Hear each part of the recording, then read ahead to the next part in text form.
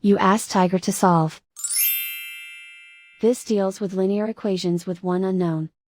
The final result is a equals 17. Let's solve it step by step. Simplify the expression. Expand the parentheses. Simplify the arithmetic.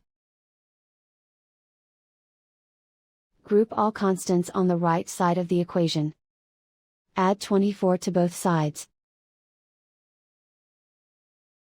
Simplify the arithmetic.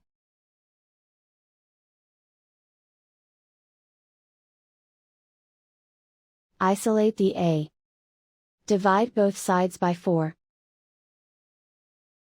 Simplify the fraction. Find the greatest common factor of the numerator and denominator. Factor out and cancel the greatest common factor. And so the final result is a equals 17.